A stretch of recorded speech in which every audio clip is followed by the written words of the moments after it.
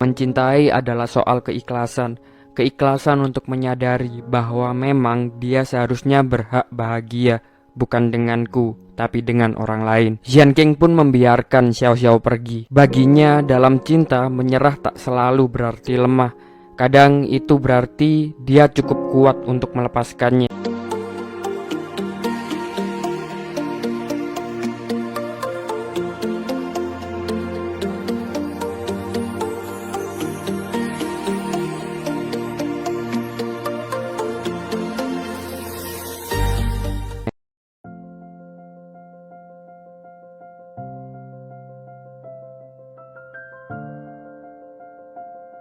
Cerita dimulai pada tahun 2007 di Beijing, Cina. Siang itu di dalam kereta ekonomi terdapat cewek bernama Xiao Xiao. Xiao Xiao terlihat bingung karena dia tidak bisa menemukan tiket keretanya yang hilang saat itu. Seketika itu juga petugas kereta api akan mengusir Xiao Xiao, tetapi untungnya ada seorang cowok bernama Jian King.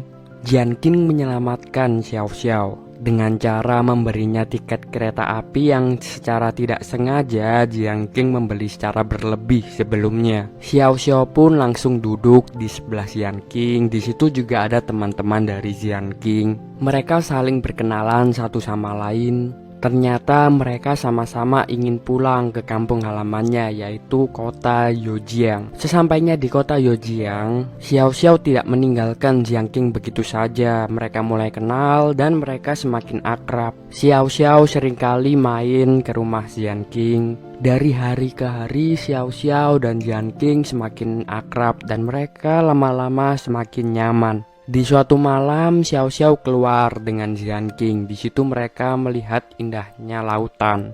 Ya, malam itu adalah malam tahun baru. Jian King berkata kepada Xiao Xiao bahwa Xiao Xiao ini adalah wanita yang berbeda. Karena kebanyakan wanita yang ditemui Jian King ini biasanya pendiam, tetapi Xiao Xiao orangnya ugal-ugalan, frontal, dan juga suka mengumpat. Tapi karena hal itulah Jian King semakin nyaman dengan Xiao Xiao, karena Jian King tidak perlu berpura-pura menjadi orang selain dirinya. Selanjutnya diceritakan bahwa Jian King dan Xiao Xiao ini ternyata sudah lama merantau di ibu kota, yaitu kota Beijing. Jian King sudah selama 4 tahun berkuliah di sana, sedangkan Xiao Xiao di Beijing untuk mencari pekerjaan. Ya, tujuan mereka sama. Mereka sebagai orang yang hidup di kota kecil pergi ke ibu kota untuk merubah kehidupannya agar menjadi lebih baik lagi. Di malam itu pun akhirnya mereka berdua sama-sama meneriakkan cita-citanya. Jian King berteriak, "Aku akan mendapatkan pekerjaan dan aku akan menjadi orang kaya di Beijing." Xiao Xiao menyusul, dia berteriak, "Aku akan menjadi kaya juga di Beijing dan aku akan mendapatkan suami yang kaya, yaitu orang Beijing."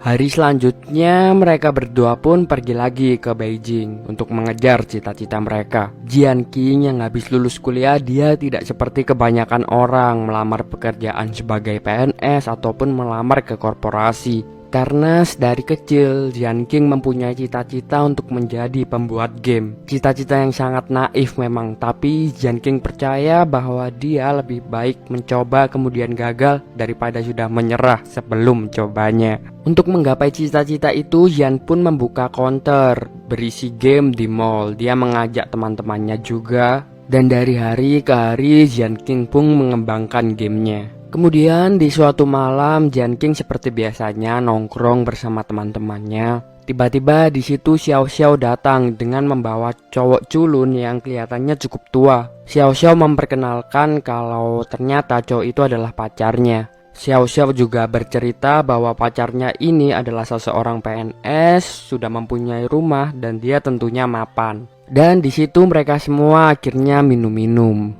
Cowok Xiao Xiao yang memang dasarnya culun, di situ dia pun mabuk. Jian King pun terpaksa menggendong cowok Xiao Xiao dan membawanya ke rumah. Sesampainya di rumah cowok itu, Jian King pun mengejek cowok Xiao Xiao. Jian King bilang bahwa cowok itu lebih pantas untuk menjadi ayahnya Xiao Xiao karena terlihat sangat tua sekali. Nyatanya memang Jian King cemburu kepada cowok itu. Karena meskipun Jian King dan Xiao Xiao hanya sebatas teman, nyatanya Jian King memendam perasaan lebih kepada Xiao Xiao. Ya, dan memang rasa nyaman yang membuat Jian King lupa kalau dia hanya sebatas teman saja dengan Xiao Xiao.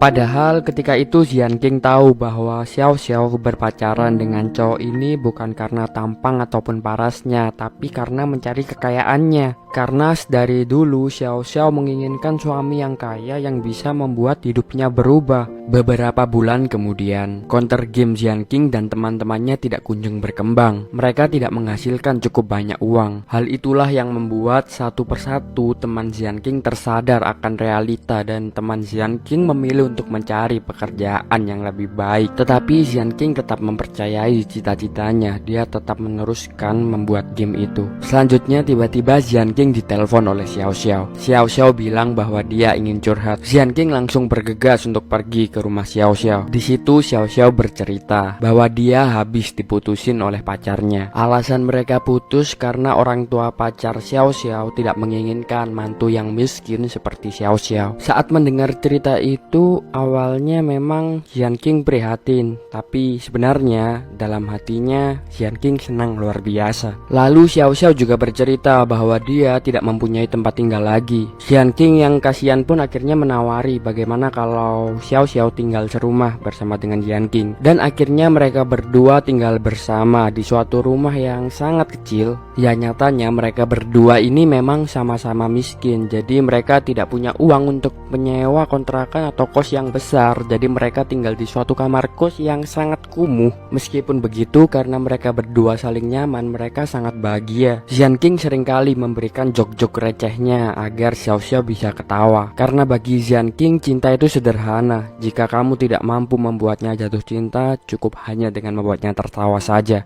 Keesokan harinya ketika bekerja di counter game hanya tersisa satu teman Jian King yang menemaninya. Tapi saat itu teman Jian King mendapat pekerjaan dan dia meninggalkan Jian King. Saat itu tentu Jian King bingung karena dia tidak mungkin menyewa counter itu dengan uangnya sendiri. Akhirnya dia memutuskan untuk tidak bekerja di counter itu lagi. Dia pun pulang ke kamar kosnya yang kumuh. Di situ dia curhat kepada Xiao Xiao, tetapi Xiao Xiao terus menyemangati Jian King agar percaya bahwa mimpinya akan tercapai suatu saat. Ya, memang di antara semua orang hanya Xiao Xiao lah yang percaya bahwa Jian King suatu saat bisa sukses dan menjadi orang kaya. Untuk memenuhi kebutuhan sehari-harinya, Jian King sekarang bekerja sebagai penjual DVD bajakan dan DVD bokep. Dan di masa luangnya dia tetap bekerja keras untuk mengembangkan gamenya. Kemudian suatu hari ketika Jian King sedang bekerja, tiba-tiba dia dicurhatin lagi oleh Xiao Xiao. Ternyata saat itu Xiao Xiao telah mempunyai pacar baru lagi. Tentu saat itu Jian King sangat sedih, tapi dia tidak menunjukkan perasaannya. Entah terlalu pintar menyembunyikan perasaan atau dia terlalu bodoh untuk menyatakan perasaannya. Dan ya, lagi-lagi Jian King memutuskan untuk menunjukkan senyum palsunya. Beberapa hari kemudian ternyata diketahui bahwa pacar Xiao Xiao ini telah mempunyai seorang istri. Ya, memang Xiao Xiao hanya mencari pria yang kaya saja. Dia tidak tahu pria ini adalah pria yang brengsek atau bagaimana. Tapi lagi-lagi Jian King di situ ada untuk menenangkan Xiao Xiao yang sedang terpuruk. Jian King pun menghibur Xiao Xiao. Dan entah apa yang terjadi, tiba-tiba Xiao Xiao mencium Jian King. Dan di situ akhirnya mereka berdua pun bercinta.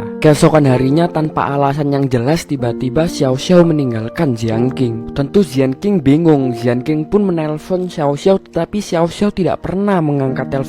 Sampai di suatu hari Xiao Xiao mengangkat telepon dari Jian King. Jian King pun langsung meluapkan kekesalannya. Anjing Xiao Xiao, kenapa kau pergi begitu saja? Ini hati bukan sampah yang bisa kau buang seenak jidatmu. Tetapi Xiao Xiao tidak menjawab apapun. Nyatanya memang Xiao Xiao tidak ingin merusak pertemanan mereka karena hal yang dinamakan cinta. Di situ pun Jian King tersadar kesalahan dia adalah berharap terlalu dalam hingga tak sadarkan bahwa mereka hanya sebatas teman saja. Beberapa bulan kemudian, Xiao Xiao mencoba untuk menemui Jian King lagi. Tetapi dia terkaget setelah mengetahui bahwa Jian King sekarang telah dipenjara. Jian King dipenjara karena dia ditangkap Satpol PP ketika berjualan DVD bajakan dan DVD bokep. Sialnya ketika itu tepat tahun baru. Di tahun baru, Jian King dan Xiao Xiao selalu menyempatkan pulang ke kampung halamannya untuk bertemu keluarganya. Dan saat ini tentu Jian King tidak bisa pulang karena dia dipenjara. penjara. Akhirnya Xiao Xiao pun memutuskan untuk pulang ke kampung halamannya dan menemui keluarga Xian King. Memang satu-satunya keluarga Xian King adalah ayahnya saja karena ibunya sudah meninggal dunia. Ketika menemui keluarga Xian King, Xiao Xiao berpura-pura sebagai pacar dari Xian King. Xiao Xiao pun berbohong kepada keluarga Xian King dengan bercerita bahwa Xian King tidak bisa pulang ke kampung halamannya karena dia sibuk dengan pekerjaannya. Ayah Xian King pun bertanya bagaimana keadaan Xian King, apakah Xian King di sana sudah sukses. Xiao Xiao yang mengetahui bahwa hidup Xian King di sana masih miskin dan terpuruk, dia pun terpaksa untuk berbohong lagi. Xiao Xiao mengatakan bahwa Xian King di sana sudah sukses menjadi pembuat game. Sepulangnya dari keluarga Xian King, Xiao Xiao pun menangis. Dia merasa bersalah karena di setiap Xiao Xiao dalam masa terpuruk, Xian King selalu ada di sampingnya. Tetapi sekarang ketika Xian King terpuruk dan ada di dalam penjara, Xiao Xiao malah meninggalkannya. Keesokan harinya Xiao Xiao pun kembali lagi ke Beijing, dan itu bertepatan di hari Xian King bebas dari penjara. Xiao Xiao menyambut Xian King yang telah keluar penjara, tapi Xian King tidak menghiraukan Xiao Xiao karena nyatanya Xian King masih marah ketika itu. Kemudian Xiao Xiao lagi malah cerita tentang cowoknya. Xiao Xiao bercerita bahwa dia mencintai seorang cowok. Cowok ini adalah cowok yang miskin, kerja serabutan, tetapi cowok ini berhasil membuat Xiao Xiao nyaman. Tidak seperti biasanya, kali ini Xian King tidak peduli dengan cerita Xiao Xiao, sampai Xiao Xiao mengatakan bahwa laki-laki itu adalah Xian King sendiri. Tentu Xian King terkaget karena Xian King tidak menyangka bahwa Xiao Xiao juga mencintai dirinya, dan sejak saat itu mereka berdua pun berpacaran. Setelah itu, untuk memenuhi kebutuhan keseharian mereka berdua pun sama-sama bekerja serabutan. Ya, pada masa itu mereka hidup serba kekurangan. Mereka tinggal di kos yang sangat kecil dan kumuh, makan seadanya. Tapi entah mengapa meskipun mereka hidup serba kekurangan, tapi mereka sangat-sangat bahagia di masa itu. Sampai di tahun baru 2009, lagi-lagi seperti biasanya Xian King dan Xiao Xiao pulang ke kampung halamannya. Ketika di kampung halaman, Xian King pun bereuni dengan teman-teman kuliahnya yang dulu. Seperti acara reuni pada umumnya, teman-teman Xian King pada saat itu berlomba-lomba kelihatan kaya di depan semua orang. Xian King yang tidak mau kelihatan miskin, padahal ketika itu dia serba kekurangan, Xian King pun menghabiskan semua tabungannya demi kelihatan kaya di acara reuni itu. Dan benar saja, ketika di acara reuni, semua teman-teman Xian King sekarang sudah menjadi kaya dan sukses, dan hanya Xian King sendirilah yang kelihatan sangat miskin ketika itu. Teman-teman Xian King pun banyak yang julitin Xian King di belakang, dan Xian King mengetahui itu. Xian King dan Xiao Xiao pun langsung pulang ke rumah ayah Xian King. Ayah Xian King yang tahu bahwa Xian King selama ini hanya berpura-pura menjadi orang kaya, ayah Xian King pun memberi nasihat kepada Xian King. Sudahlah nak, terkadang kita memang hidup di bawah, tidak perlu berpura-pura lagi menjadi orang kaya karena itu akan membuatmu capek sendiri. Xian King pun semakin marah ketika dinasihatin oleh ayahnya karena Xian King menganggap bahwa ayahnya meremehkannya, dan Xian King pun langsung pergi untuk pulang ke Beijing karena dia merasa di kampung halamannya dia sudah tidak dianggap lagi. Ketika dalam perjalanan ke Beijing, Xiao Xiao pun menasehatin Xian King juga. Xian King, hidup ini bukan soal menjadi kaya. Ingatlah bahwa cita-citamu adalah membuat game, jangan pikirkan apa kata orang lain. Setelah mendengar nasihat itu, Xian King semakin marah karena lagi-lagi dia merasa dia diremehkan, bahwa dia tidak bisa menjadi orang kaya karena direndahkan dan dihina semua orang. Itu menyebabkan mental dari Xian King terganggu. Setibanya di Beijing pun Xian King sering marah-marah tidak jelas. Di pekerjaan dia terkena masalah karena Xian King tidak terima karena pelanggannya berlaku semena-mena kepada Xian King. Xian King pun dipecat dari pekerjaannya karena sudah muak dengan kehidupannya. Karena semua orang memandang rendah Xian King pun semakin lama semakin tidak jelas. Di suatu malam tiba-tiba Xian King memukuli orang tanpa alasan yang jelas. Xian King pun juga tidak pernah menghubungi ayahnya lagi karena dia malu ke ayahnya karena dia masih miskin. Dia juga sering marah-marah tidak jelas kepada Xiao Xiao, dan untuk pelarian dia pun hanya bermain game, tidak menghiraukan sekitarnya. Xiao Xiao pun juga tidak dihiraukan. Sampai di suatu hari Xiao Xiao yang muak, dia pun memutuskan untuk meninggalkan Xian King. Xian King tentu mengejar Xiao Xiao yang ketika itu kabur dengan menggunakan kereta. Tetapi ketika melihat Xiao Xiao di kereta dan dia ingin mengajaknya pulang, Xian King tersadar Xiao Xiao akan hancur hidupnya jika hidup bersama Xian King terus. Xian King juga tersadar bahwa mencintai adalah soal keikhlasan. keikhlasan untuk menyadari bahwa memang dia seharusnya berhak bahagia, bukan denganku, tapi dengan orang lain. Jian King pun membiarkan Xiao Xiao pergi. Baginya, dalam cinta, menyerah tak selalu berarti lemah. Kadang itu berarti dia cukup kuat untuk melepaskannya. Dan sejak saat itu, Jian King dan Xiao Xiao tidak pernah bertemu lagi. Sungguh tolol memang Jian King ini. Jian King pun pulang dan dia mengurung dirinya di kos selama berhari-hari. Tapi entah mengapa rasa sakit hatinya tiba-tiba berubah menjadi semangat.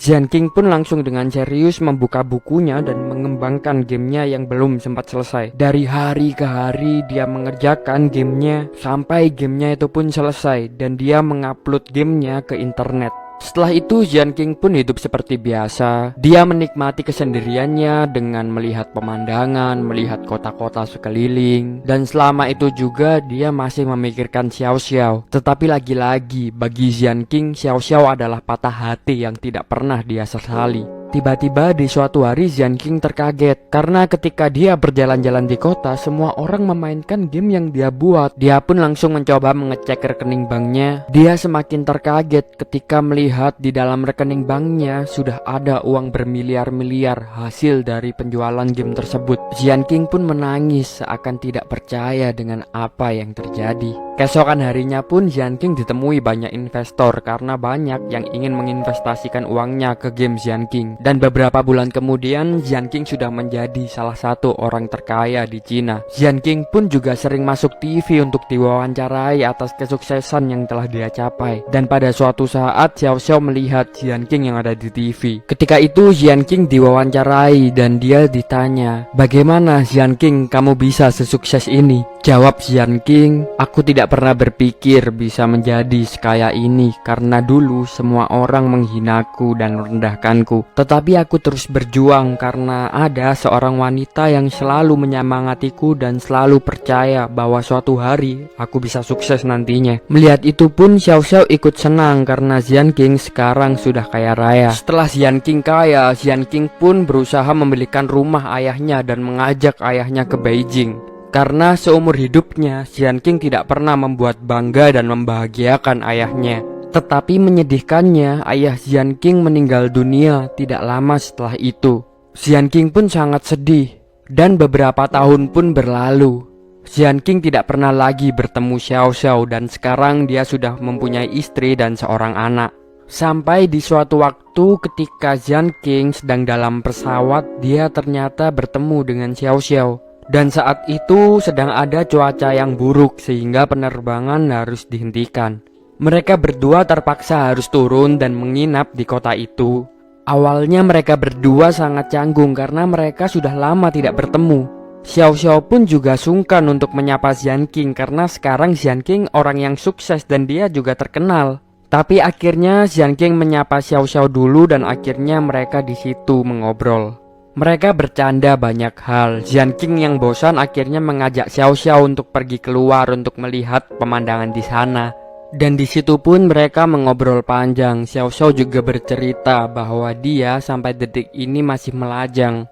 Jian King pun berkata, "Xiao Xiao, maafkan aku dulu ya, karena ketika aku bersamamu dulu aku tidak bisa membahagiakanmu karena aku masih miskin dulu."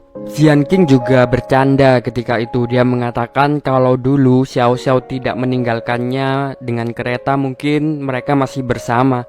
Balas Xiao Xiao, "Jika saja dulu Jian King mau menghentikan Xiao Xiao, pasti Xiao Xiao akan tetap bersama Jian King." Nyatanya memang pada saat ini mereka berdua saling mencintai, tapi takdirnya yang memang tidak tepat karena Jian King sekarang sudah mempunyai istri. Jian King bertanya lagi, "Bagaimana ya jika dulu kita tetap bersama?"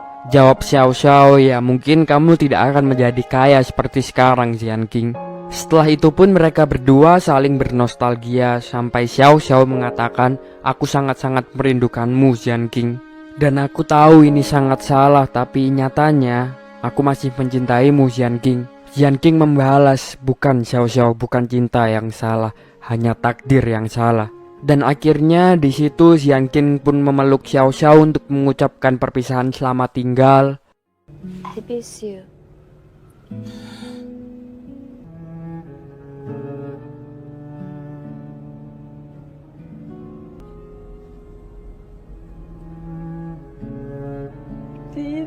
没有。大的被爱就是我们有权利被爱。你爱过我吗？我一直都爱你。 Dan filmnya pun habis. Terima kasih buat teman-teman yang sudah menonton sampai akhir. Jangan lupa saksikan konten selanjutnya.